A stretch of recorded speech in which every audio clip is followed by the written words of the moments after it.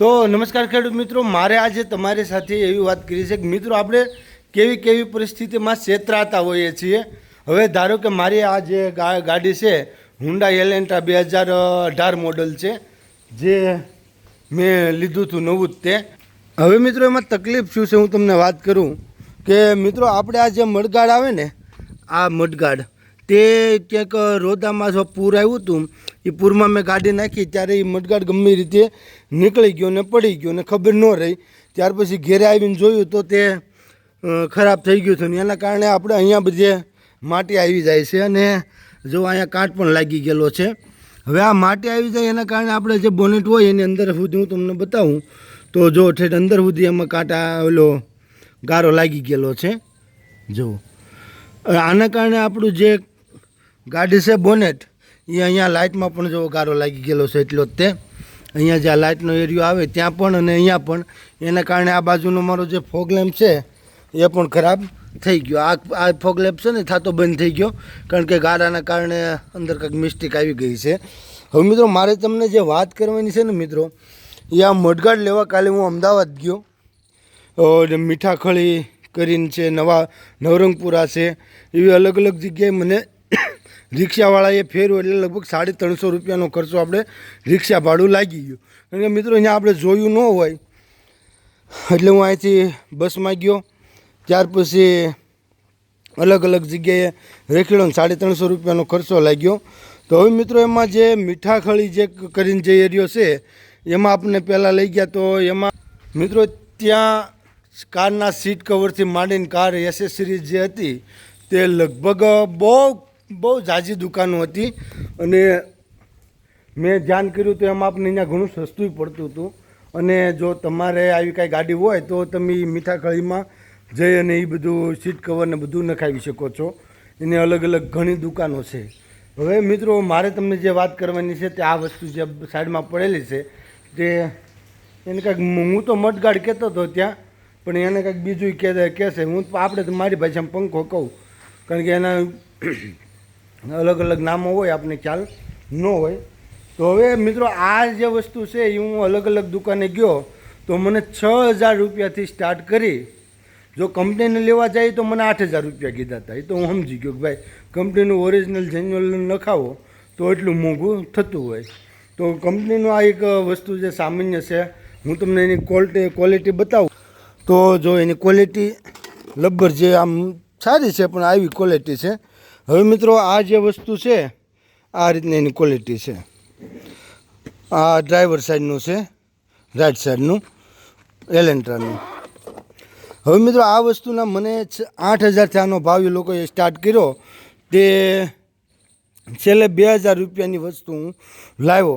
હવે હું ભાવનગરની એની વાત હું ભાવનગર કરું ને, ભાવનગર મેં આ ગાડી જ્યારે બતાવી ત્યારે મને કંપનીમાં 8000 રૂપિયા આના અને લેબર ચાર્જને બધું કરીને મને 10000 રૂપિયા કીધા હતા. કેટલા? 10000 રૂપિયા કે તમારે ખર્ચો થશે. હવે એની વસ્તુની હું તમને વાત કરું તો આ 2200 રૂપિયામાં આ વસ્તુ આપણને મળી.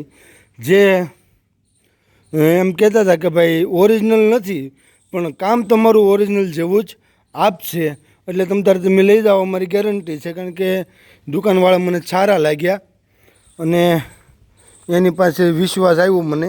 અને રિક્ષાવાળાઓની એની મને વાત કરી હતી કે ભાઈ આ દુકાનનું કામ સારું છે. એટલે ત્યાંથી હું મિર્ઝાપુરમાંથી હું લાવ્યો છું. જો શક્ય છે તે દુકાનનું નંબર ગાડી એડ્રેસ પણ હું વિડીયોમાં નીચે ડિસ્ક્રિપ્શનમાં નાખી દઈશ. એટલે તમારે ફોર વ્હીલના કોઈ પણ પાર્ટ જોતા હશે તો તમને તે જગ્યાએથી કાંઈક સતીશ એવું કરીને નામ, સતીશ નામ હતું. હવે એ સતીશવાળા ત્યાંથી હું લાવ્યો. જો મિત્રો પહેલાં વસ્તુ તો એ કે આપણને એને કોઈ પૈસા દીધા નથી, હું એને ઓળખતો નથી, પણ એનું કામ આપણને ગમ્યું એટલે હું તમને વાત કરું છું. અને ત્યાર પછી આપણે ખેડૂત મિત્રો છે ને મિત્રો, એ ફોર વ્હીલ લે અને પછી બહુ હેરાન થતા હોય છે. ધારો કે આ ગાડી મેં તો નવી પરચેસ કરી હતી એટલે નવી લીધી હતી, એટલે આજ સુધીમાં મારે સર્વિસ સિવાય કોઈ પણ જાતનો રૂપિયાનો ખર્ચો નથી આવ્યો. આ વહેલું મેં પાણી વધારે પડતું હતું ને મેં નાખી એટલે આ પ્રશ્ન આવ્યો. નહીંતર મેં જોયું છે કે ભાઈ આપણા ગામડામાં જે હોય તે ગેરેજમાં જાય અને ખૂબ હેરાન થતા હોય છે. એનું હેરાન કઈ રીતે થાય ને એનું મિત્રો મારી પાસે એનો પણ એક જવાબ છે કે મિત્રો 2011માં મેં સ્કોડા ફાબિયા નામની ગાડી લીધી, સ્કોડા ફાબિયા 2011માં ન્યૂ મોડલ. હવે મિત્રો એ ગાડીને મેં 2 વર્ષ ચલાવી. 2 વર્ષ ચલાવ્યા પછી વરસાદ શરૂ હતો અને હું ટાણાથી નીકળ્યો એટલે મેં ત્યાં પેટ્રોલ નખાવ્યું, કારણ કે પેટ્રોલમાં મારી ગાડી હતી એટલે મેં પેટ્રોલ પંપે નખાવા ઊભી રાખી. એટલે એ લોકોએ શું કર્યું કે પેટ્રોલને બદલે ગાડીમાં ડીઝલ નાખી દીધું. હવે મારો અનુભવ ઓછો, ત્યારે ગાડીનો શોખ ખરો પણ અનુભવ હાવ ઓછો કે ભાઈ ડીઝલ નાખવાથી શું થાય અને ખરાબ થાય એ તો ખબર જ હોય, પણ ધ્યાન એટલું બધું વરસાદ શરૂ હતો એટલે ધ્યાન ન દીધું અને મેં કીધું કે ભાઈ 1000 રૂપિયાનું નાખી દઉં. એટલે એને 1000 રૂપિયાનું પેટ્રોલને બદલે ગાડીમાં ડીઝલ નાખી દીધું. હવે એની વસ્તુ લઈ અને પછી ગાડી બંધ પડી ગઈ. એટલે મને એમ થયું કે ભાઈ એન્જિનમાં ગમે ત્યાં પાણી ગળી ગયું. ત્યારે ખબર નહીં કે આમાં જેમ તેમ પાણી ગળે નહીં, અને એ ખબર નહીં કે ભાઈ એવા બધા એન્જિનમાં સેન્સર આવે એટલે એન્જિન કાંઈ ડીઝલ ઉયું જાય કાંઈ ખરાબ ડીઝલની અંદર પહોંચવા જ ન દે, પહેલાં આપણી ગાડી બંધ પડી જાય એવા સેન્સરો ગાડીમાં આવે. એ એટલી બધી જ્યારે આપણને ખબર નહીં. એટલે હું પછી એને ભાવનગર એક છોટા હાથી પાછળ બાંધીને ભાવનગર લઈ ગયો, ગેરેજમાં લઈ ગયો. હવે ગેરેજવાળાએ જોયું, મને પૂછ્યું તોય મને ખ્યાલ નહીં કે આમાં ડીઝલ વયું ગયું છે.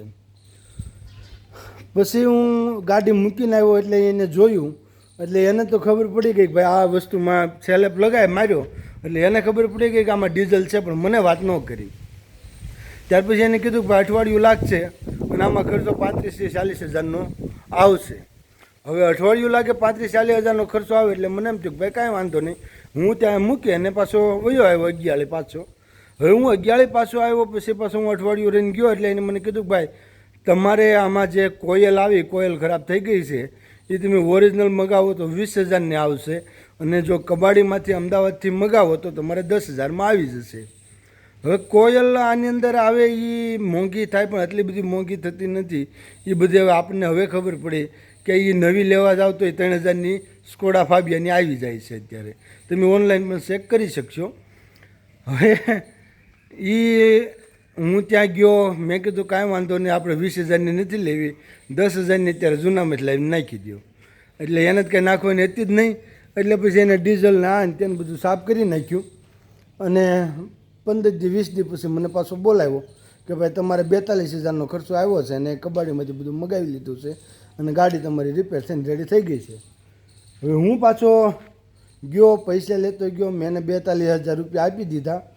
પણ ગાડી જે ગેરેજની અંદર, હું ઓફિસમાં હતો, પછી ગેરેજની અંદર જેવો લેવા ગયો તો ત્યાં મારી સાથે ભણતો એક વ્યક્તિ કારીગર પોતે હતો. એ પોતે કારીગર હતો, એમનો ગેરેજવાળાનો કારીગર, અને તે મારે હારે ભણતો, મારો ભણતા હોય એટલે ભાઈબંધ હતો મારો. એટલે એને મને એવું કીધું કે આ સ્કોડા ફાબિયા તમારી ગાડી છે સંજયભાઈ? મેં કીધું આ મારી ગાડી છે. કારણ કે તમારી પાસેથી કેટલા રૂપિયા લીધા?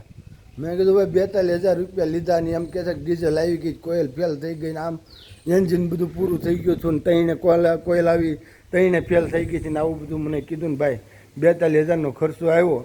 કારણ કે સંજયભાઈ તમે પૈસા દઈ દીધા? મેં કીધું હા. કારણ કે ભાઈ મારા શેઠ છે, હું અહીંયા રોજમદાર તરીકે આવું છું, તમારી ગાડીમાં ખાલી ડીઝલની નળિયું સાફ કર્યું છે.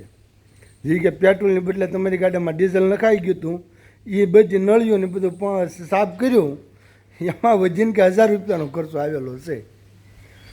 પછી જે મિત્રો મારો મગજ ઘૂમરીએ સીડ્યો કે ભાઈ કોઈ પણ વસ્તુ હોય જો તમે પોતે વાપરતા હો ને મિત્રો, તો પહેલાંથી વસ્તુની કારીગરાઈ થોડીક શીખી લેવી. ધારો કે ટ્રેક્ટર હોય ને તો ટ્રેક્ટરની 90% કારીગરાઈ તો ન તમને આવડે, પણ 25-30% તમારે જોઈ જ લેવું કે આમાં શું થાય ને શું થાય, કેટલો ખર્ચો આવે એમ. મેં મારી વાડીનું મેં ટ્રેક્ટરના આમાં વિડીયો છે આ ચેનલમાં, જૂનો 6 મહિના પહેલાંનો. આખું ટ્રેક્ટર મેં નવેસરથી બનાવેલું છે, મેં અને મારા નાના ભાઈએ.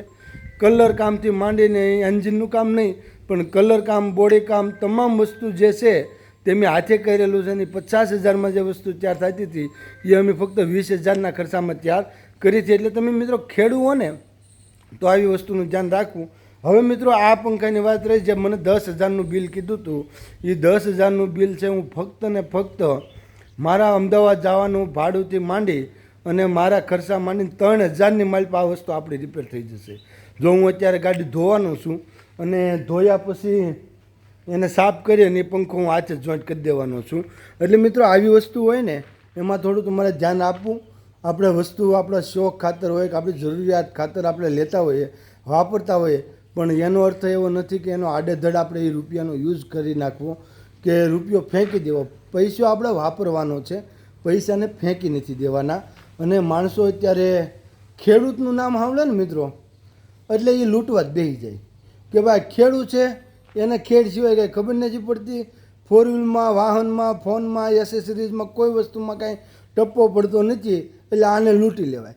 અને તમારે જોવું મિત્રો, મારો પોતાનો બહુ ખૂબ અનુભવ છે કે તમે મોબાઈલની દુકાને જાશો અને ગ્લાસ જે ઉપર કવર આવે એ તમે ગ્લાસ કવર નખાવશો તો મિત્રો તમારી પાસેથી 150 રૂપિયા 200 રૂપિયાનું કહેશે.